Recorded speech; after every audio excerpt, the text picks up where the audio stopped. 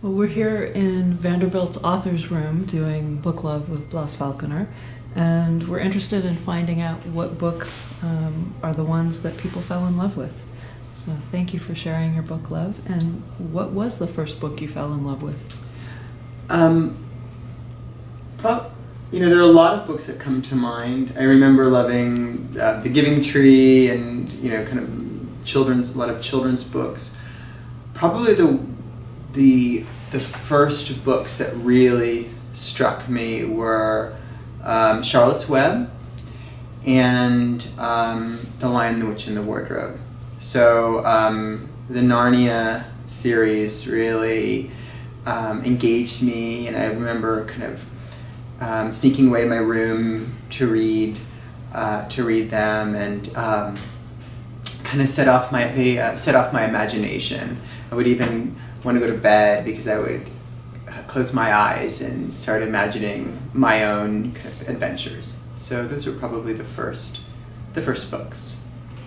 So was there something about those books that made them so special to you? Well, with Charlotte's Web, it's just such a beautiful story. I've now read it to my older son, who's 10. I read it to him a few years ago. And I remember when I got to the end, I was weeping. I was so shocked at how quickly I lost it. And he even looked at me like, what's the matter? Just it's such a beautiful gesture what happened, and a terribly sad thing what happens to Charlotte at the end. It's so much sadder than the movie, actually. And so it's just a compelling story and a great example of generosity and companionship and friendship, things I'm hoping to instill in my son, some qualities. And with The Lion, the Witch, and the Wardrobe, I think maybe, and this is just occurring to me, I grew up outside of Washington, D.C., but in the suburbs, and my mom was from Puerto Rico, and every summer we would go to Puerto Rico, and she would often just drop me and my siblings off, and it was this magical place for me, and it was so foreign from the life I lived normally. I would go and I wouldn't hear English for 3 months, and I would just be with a bunch of cousins, and we'd go on all these adventures, and the book appealed to me in that way. It was this kind of door leading to this other world that was foreign and magical, and I even thought of Puerto Rico as a kind of magical place, and so that could have had something to do with it, and I imagine that might have a lot to do with it. Was there a book that captured your imagination as a reader in high school before college? And why did it? High school. Let's see. What did I read in high school that I liked? I wasn't a very good high school student. Kind of lost my way. So I wasn't as great of a reader. I liked The Odyssey. That was freshman year, so I hadn't gone off the rails just yet. and I was drawn to poetry. I wrote a lot, but really in high school I started focusing on other things, and this isn't about book love, but I read a lot and I wrote a lot, and then around the time I went to high school, I became very invested in gymnastics. So I started doing that. But then what ended up happening is I went to college for gymnastics, and I got hurt within the first 2 months. Not terribly hurt, but enough to put me out for the year. And then I never went back. But what was kind of funny is that once I got hurt, I went right back to reading and writing, and so it was kind of like there's this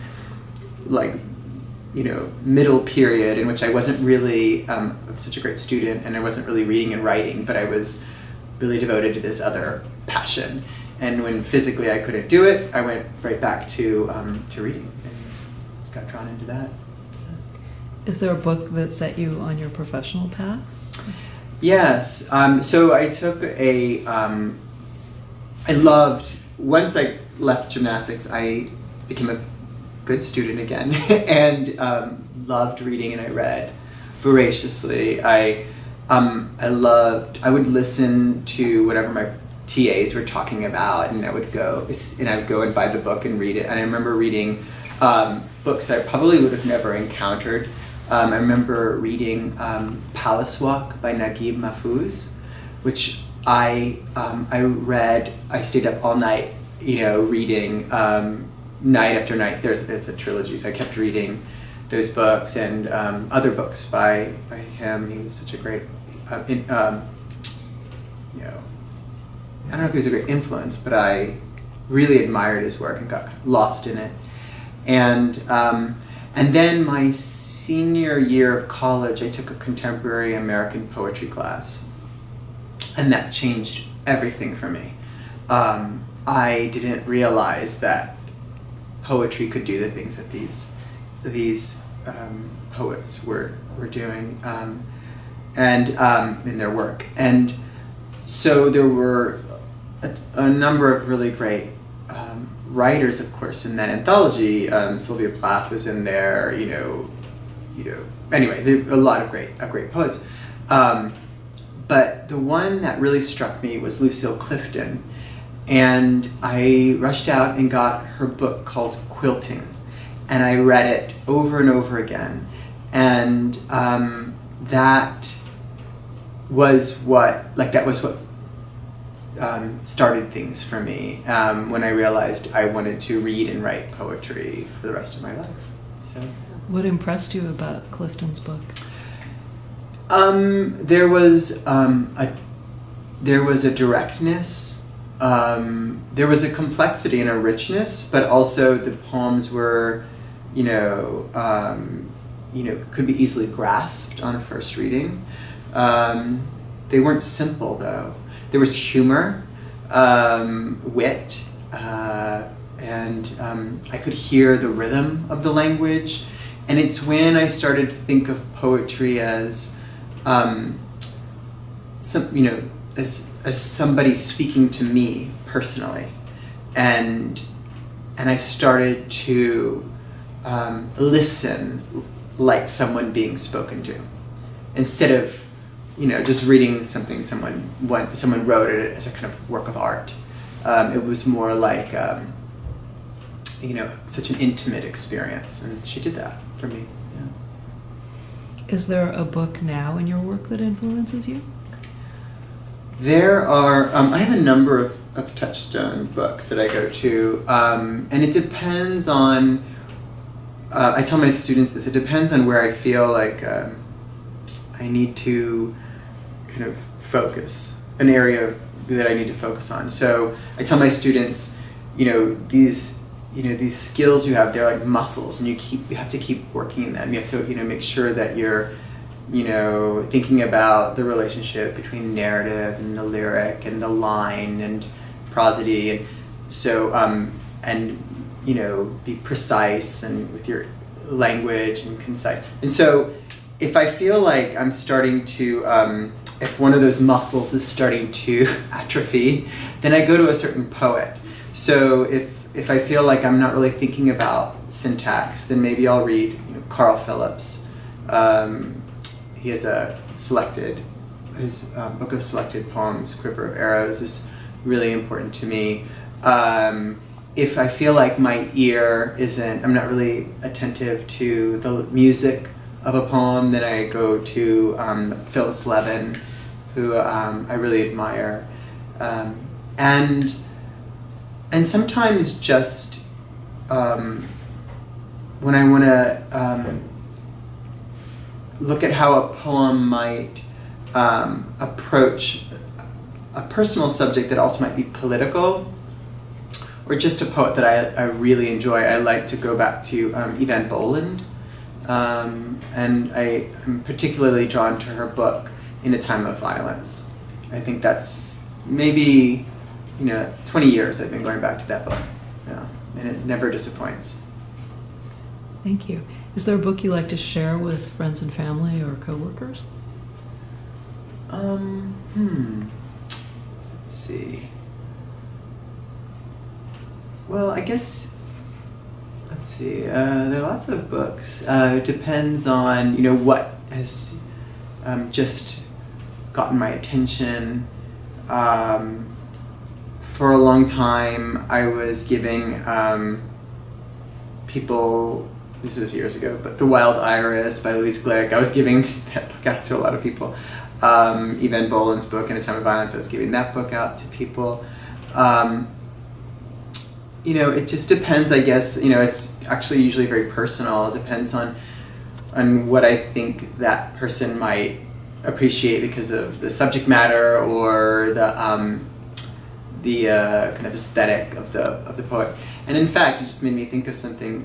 Last time I taught, I'm going to try and keep this up, but last time I taught, I went to a used bookstore and I bought each of my students a different book, depending on on what I'd seen them do that semester. So, one person got a book of, German poetry and translation. One person got a book of poetry by a lyric poet. So it depended on what they were doing. So I guess I try and tailor it to the to the person I'm giving it to.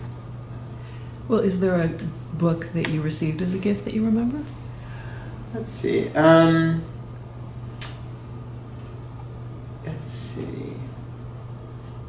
I have received so many great books. It's hard to. Oh, I got one. Yes. Bright Felon by Kazem Ali. That was given to me, and I remember I couldn't stop reading it. I couldn't put it down. Formally, something really interesting was happening to me, and I felt like he was blurring some boundaries between genres, and I thought it was really exciting. I thought the music of the poems were really powerful as well. And I need to mention another book, actually, a more recent book, Another City by David Keplinger. It just came out, and I've read it now twice, and both times it was so sad when it ended, because it's a quiet book, but it's a beautiful book, and it's powerful and moving, and that's the book I think everybody should read. Another City by David Keplinger. Great. Well, thank you so much. You're welcome. Yeah, my pleasure.